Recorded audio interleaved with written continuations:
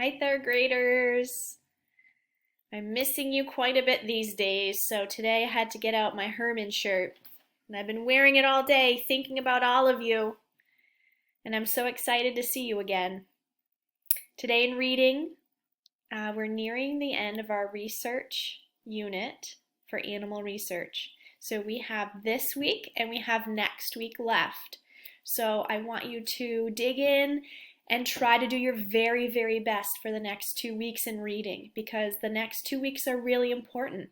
It's going to show your third grade teachers how much you've been learning on your own without a lot of their help.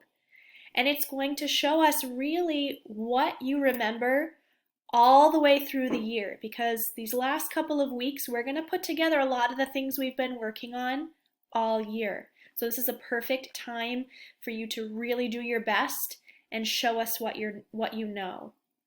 And I want to make sure you know how important it is to be reading every day, even if it's not listed on your assignments, even if you have 100 other things to do. You should be making at least 30 minutes of time for yourself to be reading. I've read so many books in the last month and a half, way more than I have in years. So I'm doing the same exact thing, and the kids at my house are doing the same thing. We're all reading as much as we can, and we're getting through some really, really great books. So today we're going to be looking at your animal notes that you've taken so far. So you should have a set of notes on penguins, and you also should have a set of notes on your second animal. Now, you're going to need to get both sets of notes out so that you can use them for this assignment today, okay? So if you're like me, you might have some of your notes on the computer on Seesaw, and some of your notes might be on a piece of paper. Try to get them where you can see both of them, because you're going to need both of them today. Today we're going to talk about comparing and contrasting your two animals. And if you remember, comparing and contrasting means finding how they're alike and also finding how they're different. Now, we've done this a little bit in reading this year, but we've done some comparing and contrasting in other subject areas too. So I'm going to have you think back to different times this year where we've talked about how things are alike and how they're different. So today I'm going to show you how to set up your work. Your job will be to compare and contrast your two animals. One of them will be penguins, but the second one was an animal of your choice. Okay? When we're comparing and contrasting two items and we're writing about what we know, it's easy to set up your work into two parts. One part will be the comparing, or telling how things are alike.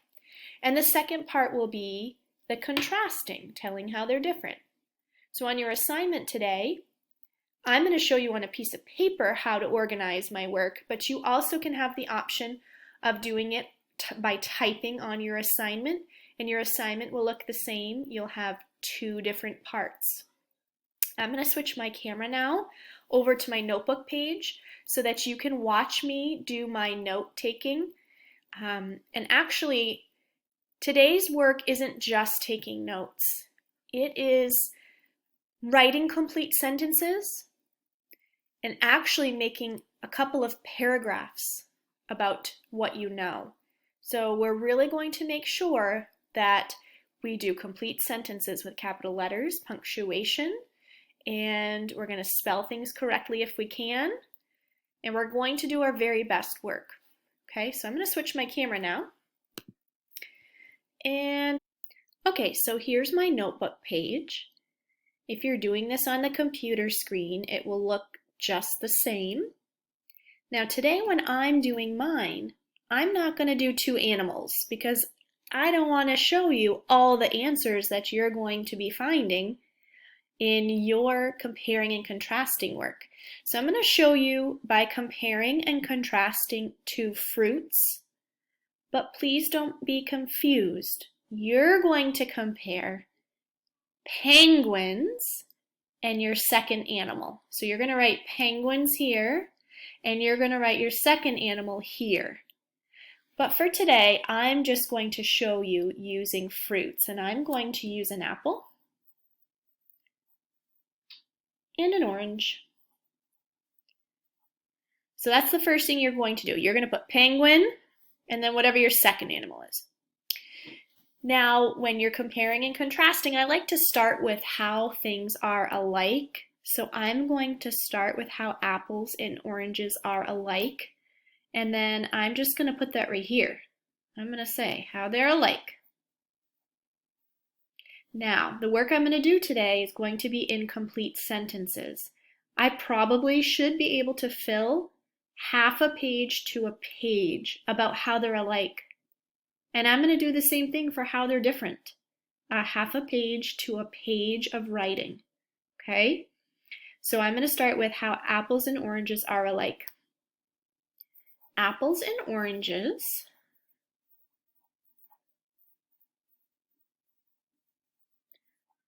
are alike in many ways.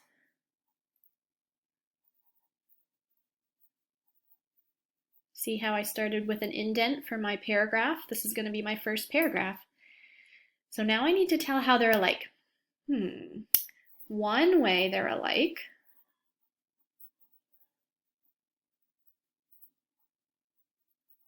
is they are both round fruits. Apples aren't exactly round, but they're pretty round. They both have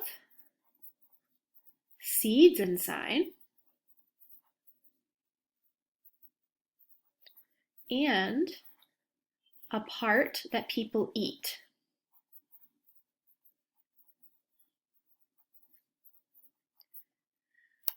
What else? Let's see. Both fruits grow on trees, right? Let's see. Another way, and I really could start a new paragraph if I wanted to, but I'm just going to keep going. They are alike is they both grow on trees.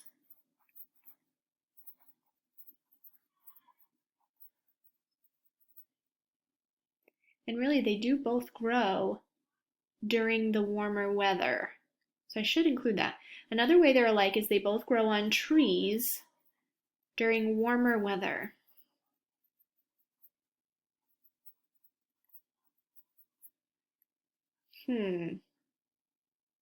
If they grow on trees, that means they must come off of a stem, although you don't usually see the orange stem, but I do believe there's usually one on there. Not 100% sure about oranges, so I might leave that part out. Now again, you're going to be doing this part using your notes. So you're going to look back at your penguin notes, and you're going to look back at your other animal notes, and you're going to find how they're alike. You should have taken notes enough because you have 4 to 6 subtopics for each animal. You'll be able to find different ways that they are alike. Okay, just use the notes that you've been working on. Now, once you have half a page to a page about how they're alike, then you're going to start talking about how they are different. So I'm going to actually go to a whole new page for mine just to show you. And I'm going to put different. And you can do this with your writing.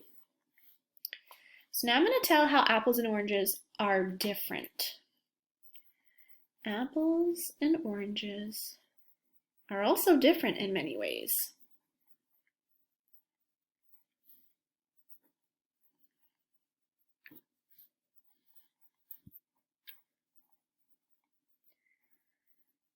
For example,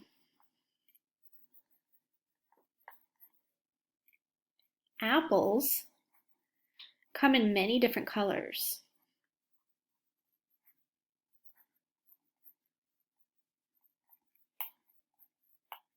And oranges are mostly just orange.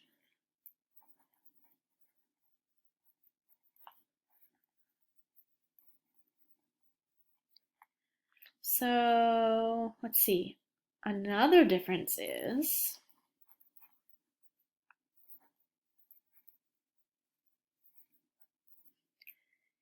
you can eat the outside of an apple.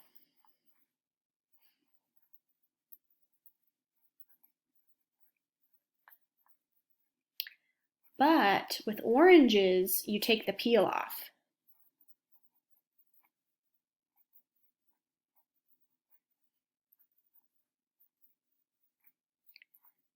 I'd probably want to find at least 3 ways they're different.